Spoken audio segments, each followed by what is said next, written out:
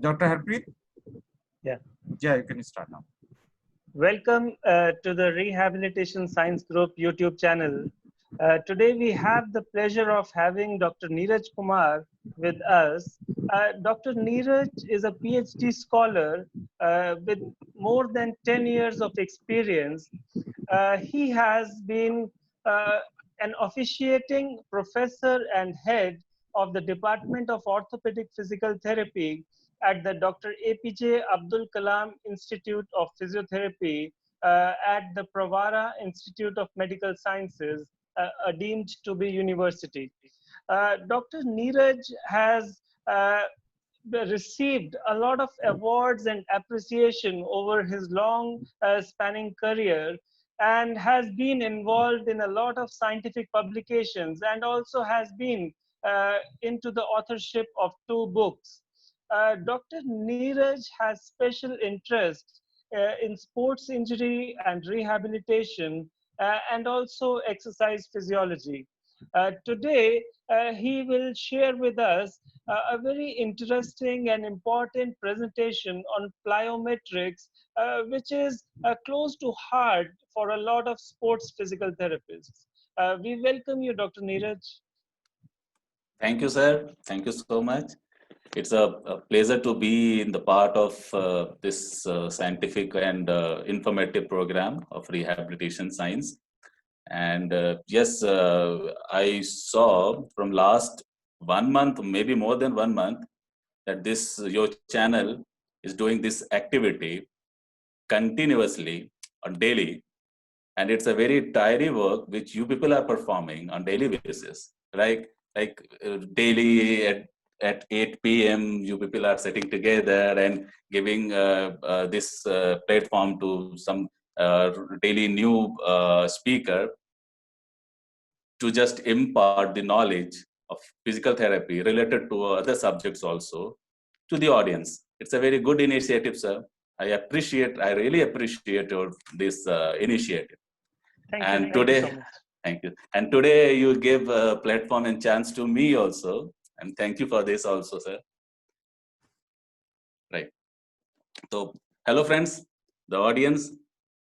Although it's a one-way communication, but still the contact information I have given there. If you have any doubt regarding my topic, any issues, you are free to ask me or contact me, and you can raise your query. And if possible, if it is any important issue or like the query, I'll be there. I'll be there. So you can ask the question on my personal number or the email ID. No issue. Right. The plyometrics topic. What is a plyometrics? It is a part of resistance exercise or the strengthening exercises, which is a high velocity resistance training, which is characterized by eccentric contraction, the rapid eccentric contraction of a muscle, followed immediately by a concentric contraction of that particular muscle. And if first the muscle goes into eccentric contraction, and immediately after eccentric, it goes into concentric contraction. These activities that enable a muscle to reach maximal force in the shortest possible time.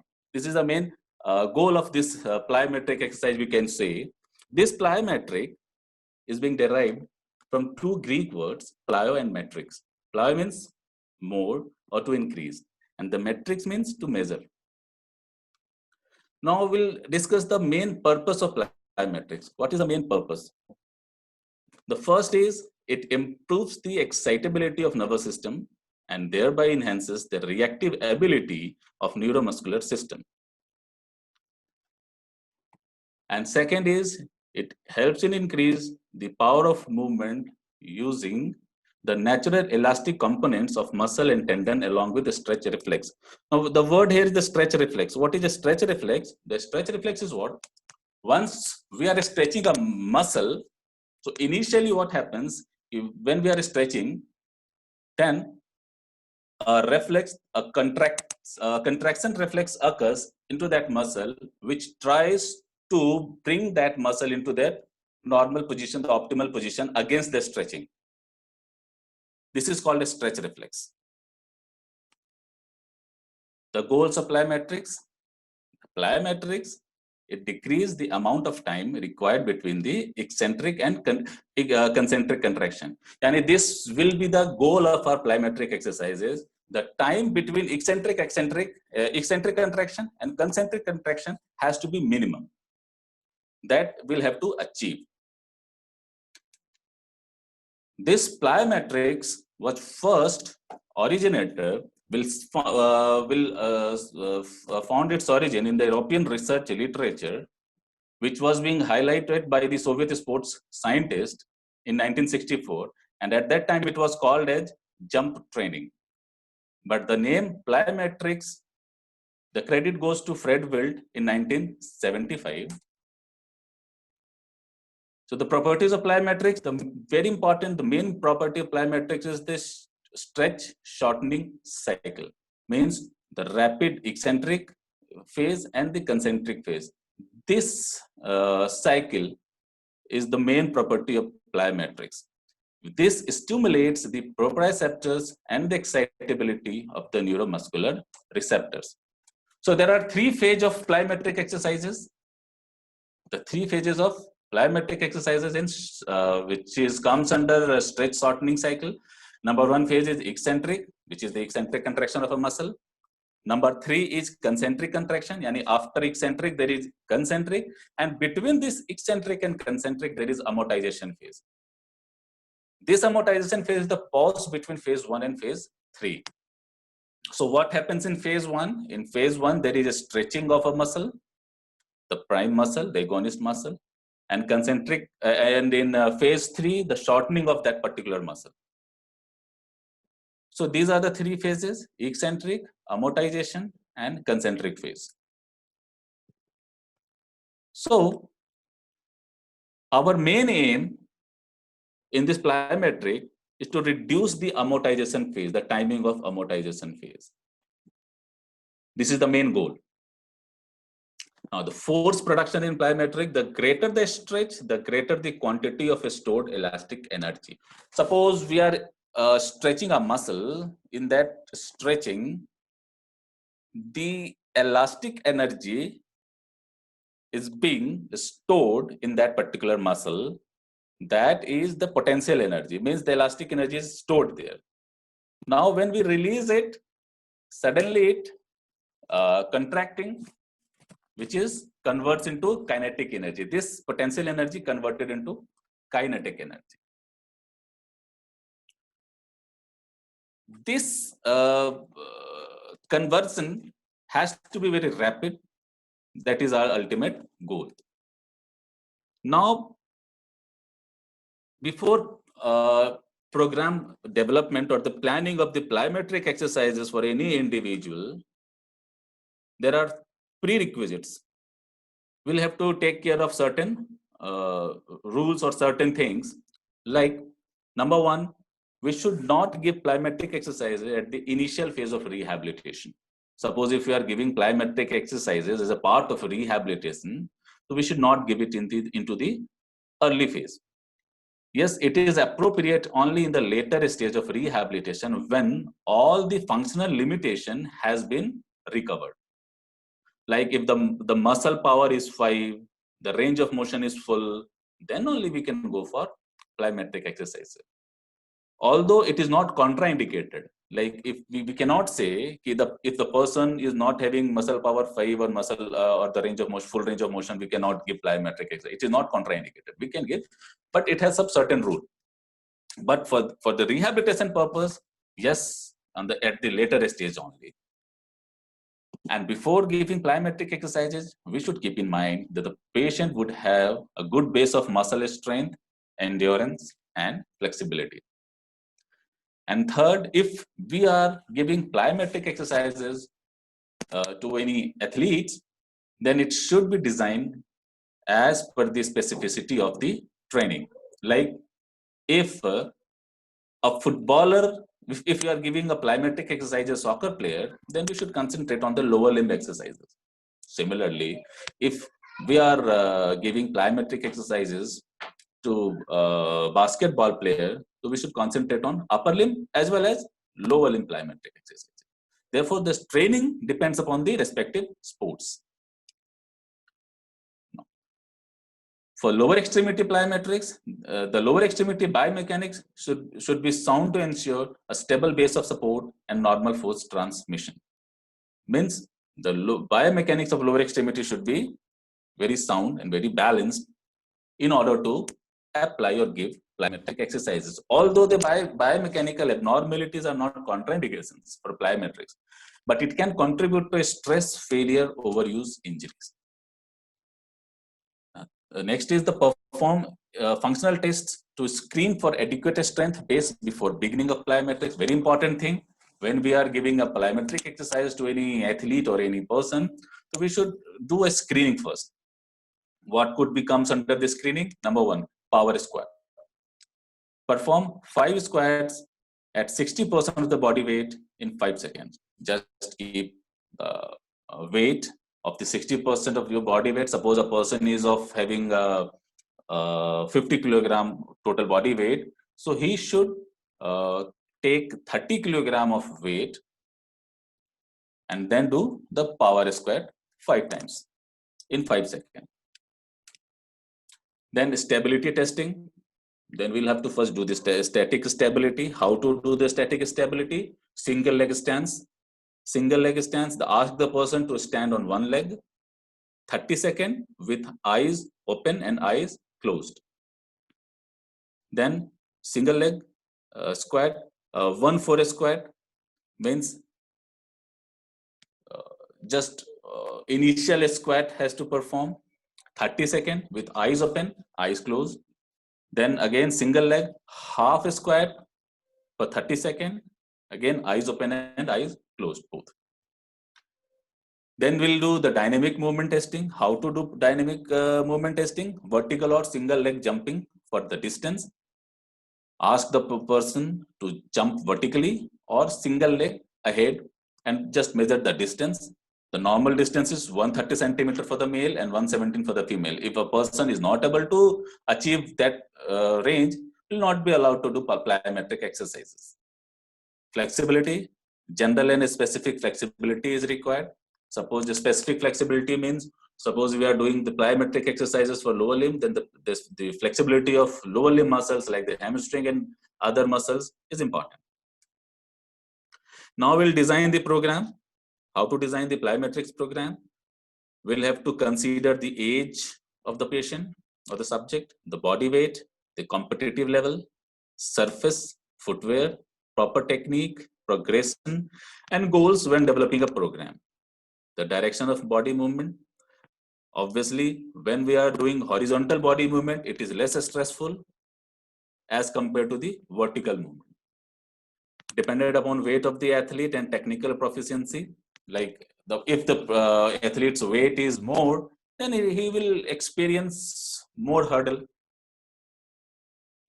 Then comes the speed of the execution of exercises, which increase the speed of execution exercises is the training demand. Suppose in the plyometrics training program, if we ask the athlete or the patient to increase the speed of exercises, automatically it will increase the training demand also. Similarly, the external load, if we'll add the external load to the patient or to the athlete, again it will increase the training demand. Intensity. The intensity is what? The amount of effort exerted on muscles, connective tissues, and joints. Which is, again, if we'll increase the intensity, again the training demand will increase. Volume, the total work performed during one session is called the volume.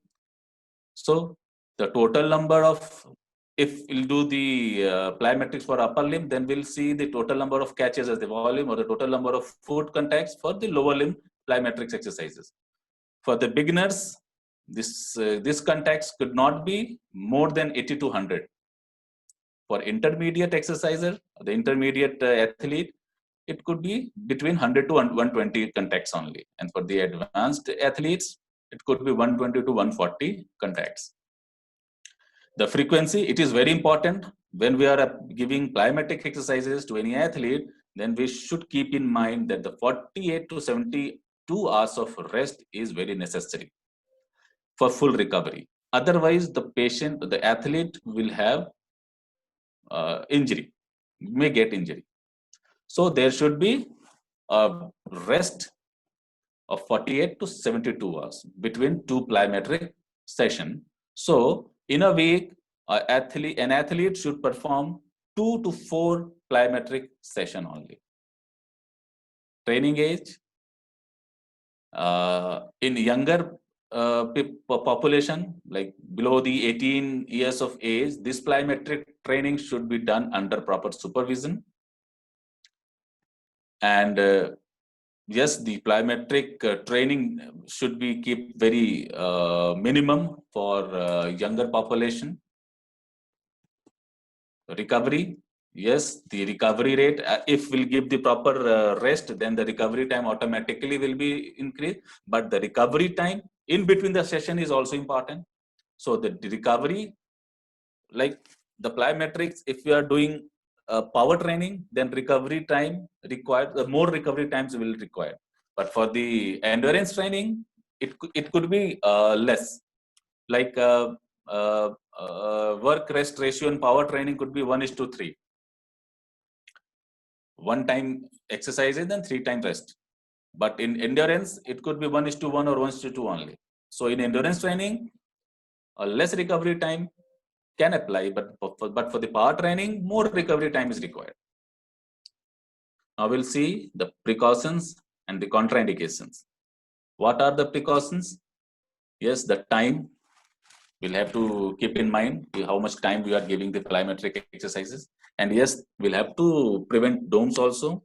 Like to prevent the DOMS, what we can do? Yes, we can do the warm-up exercises, stretching, cool down. And yes, the plyometric exercises cannot be initiated on the just first day of the training. After 2 or 3 days of the aerobic training and the sports specific training, then only we can apply the plyometric exercises to avoid DOMS or avoid any fatigue. The contraindications are acute inflammatory conditions. Yes, in case of any acute inflammatory condition, plyometric exercises are contraindicated. Otherwise, it will increase the inflammation. Post-operative conditions. Post-operative, here again, 2 things has to be remembered. Like if it is a generalized post-operative condition, like any abdominal or like any other kind of surgery, then yes, at the late phase of rehabilitation we can do, but yes, in the initial phase we cannot do. And in any bone related operative conditions, the plyometric exercises has to be given once we achieve the full range of motion and muscle power 5. And yes, in case of instability, again, we cannot give plyometric exercises. If there is any dislocation, subluxation, or any kind of instability, we should not give. The individuals are being classified, as I discussed earlier, into 3 category for giving plyometric exercises. One is beginner, and the second is intermediate, and the third one is advanced. The beginner is what? Who has just started getting training of sports or like athletic training, we can say. The intermediate, who are mediocre, and the advanced, who are very professional athlete, comes under advanced category. The equipments required for plyometric exercises are cones, agility ladder, boxes, hurdles, medicine balls, tubing, and plyo balls. What are these equipments are now? We can go into Google, we can see what is agility ladder, what are the plyo balls. We can have, we can see in the Google also. The instructions for performing plyometrics: the lower extremity, feet should be nearly flat in all the landings. Means we should not land on toes or heel, but we should land on flat foot. Individual should be encouraged to touch and go. Means touch and go means as fast as you can do the exercises, you'll have to promote this thing. Reverse the landing as quickly as possible, spending minimal time on the ground. Suppose we are jumping from the box, we are giving exercises on the plyo box, we'll have to jump from the box to ground, ground to box, box to ground. Then the minimum time has to be given on the landing, like on the box also, immediately jump from the box, come to ground, immediately jump from the ground, come to box. This thing, the landing should be minimal. The success of the program, it depends on how well the training variables are controlled, modified, and manipulated. In general, as intensity of exercise increases, volume is increased. If the intensity we are increasing for plyometric exercises, then the volume has to be decreased. Otherwise, if you keep the intensity high, volume high, it will create fatigue or injury. So, intensity, if we are giving high intensity exercises, volume has to be decreased. Or if we are giving high volume exercises, then intensity has to be decreased. We cannot keep both the thing high. It should follow a periodization program, a period. Like in sports, we are for the sports rehabilitation also, we are keeping in mind the 4 phases of athletic year. Like the one phase is competitive season. What is competitive season? When there is a competition going on. Like the IPL. When the IPL is going on, all the players which they are involved in IPL matches, it comes under competitive season. Then comes post-season training. Means the competition has over. Now the training is going on. This is called post-season training. Then preparation phase, just before the any tournament. This phase is called preparation phase, and the transitional phase between the preparation phase between the post-season and preparation phase is called transitional phase. The maximum rehabilitation program done in this transitional phase only, because in this time we can get proper rest. So to gain optimal benefits of a plyometric program, the individual should be well conditioned with sufficient strength and endurance, exhibit athletic abilities, exhibit coordination and proprioceptive abilities, free of pain from any injury or conditions. So this point is very important. We should keep in mind. The athlete should have sufficient strength and endurance. All the athletic abilities they have. Coordination and proprioceptive abilities is required. And there is no any pain.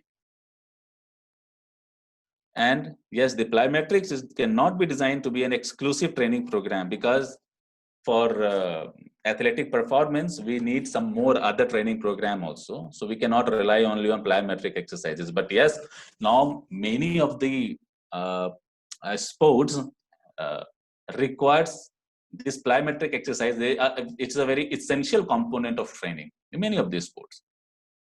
Like an example of soccer or basketball, it depends on plyometrics only. Like the plyometric exercises gives fruitful result. There are so many studies has been done on these various sports, which say the plyometric exercises improves the performance of the athlete.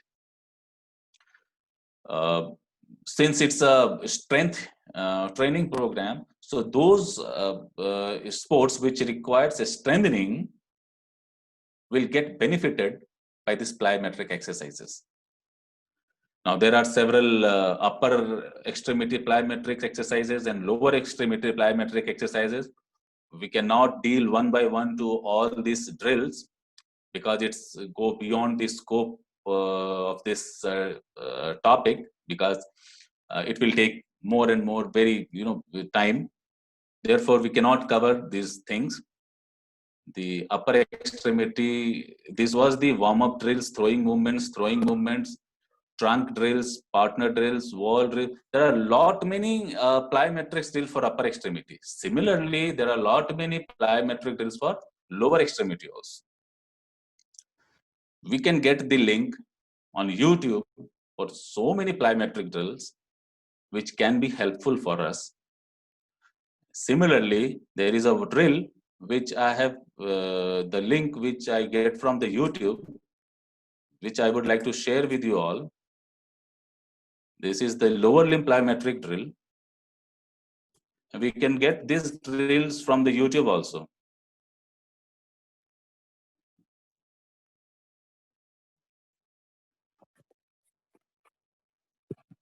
Thank you, Dr. Neeraj.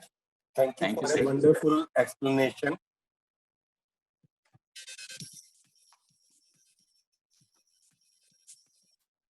And for more, I think, Dr. Neeraj, means there is for the beginners and all this, there is any level in there? Means when they should start something prior requisition is there for any sport person? Sir, come again, please, sir. Just a second, sir. Please come again. कुछ ऐसा जरूरी है कि मतलब कि यही sports person कर सकते हैं या you can start up any time of any stage of rehabilitation? No, sir.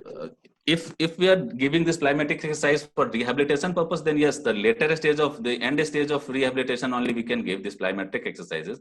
But for the athlete, yes, it is a very integral part of training, sir. The many athlete which requires this kind of performance, like the sir in basketball, in volleyball, in cricket also, all these kind of sports requires plyometric training is integral part.